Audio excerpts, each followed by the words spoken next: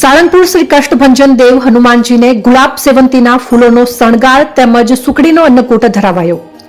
સ્વામિનારાયણ મંદિર વડતાલ ધામ સંચાલિત સુપ્રસિદ્ધ યાત્રાધામ સાળંગપુર શ્રી કષ્ટભંજન દેવ હનુમાનજી મંદિર ખાતે પરમ પૂજ્ય શાસ્ત્રી સ્વામી હરિપ્રકાશ દાસજી અથાણાવાળાની પ્રેરણાથી તેમજ કોઠારી શ્રી વિવેક સાગરદાસજી સ્વામીના માર્ગદર્શનથી આજે સાળંગપુરમાં શ્રી કષ્ટભંજન દેવ હનુમાનજીને ગુલાબ સેવંતીના ફૂલોનો શણગાર કરાયો છે.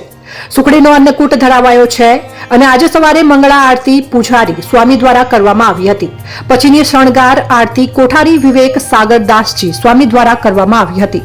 આ આરતીનો લાવો મોટી સંખ્યામાં ભક્તોએ લીધો હતો. દાદાને 51 કિલો સુખડીનો અન્નકૂટ ધરાવવામાં આવ્યો હતો. આખું મંદિર પરિસર દાદાના ભક્તોથી ભરાઈ ગયું હતું. મંદિરના પરિસરમાં મારુતિ યજ્ઞનું આયોજન કરવામાં આવ્યું હતું.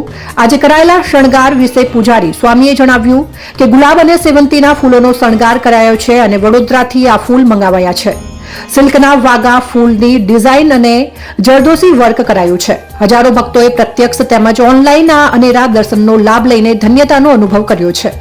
સાળંગપુરમાં દિવસે અને દિવસે દાદાના દર્શન લાખો ભક્તો ઉમટી રહ્યા છે અને આ દાદાના ભક્તોને કોઈ તકલીફ ન પડે તે માટે મંદિરના સંતો દ્વારા 7 સ્ટાર હોટલને ટક્કર આપે એવું ગોપાળ નંદ સ્વામી યાત્રિક ભવન બનાવવામાં આવ્યું છે.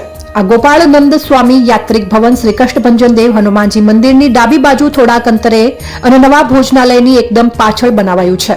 અહીં 20 વીઘા જમીનમાં ઉભા કરાયેલા યાત્રિક ભવનની ભવ્યતા આખો આજી દે એવી છે, જેના બિલ્ડિંગનું 9 લાખ સ્ક્વેર ફૂટમાં કન્સ્ટ્રક્શન કરાયું છે. 8 ફ્લોર વાળું અને 108 ફૂટ ઊંચું આ બિલ્ડિંગ 340 કોલમ ઊભું કરવામાં આવ્યું છે.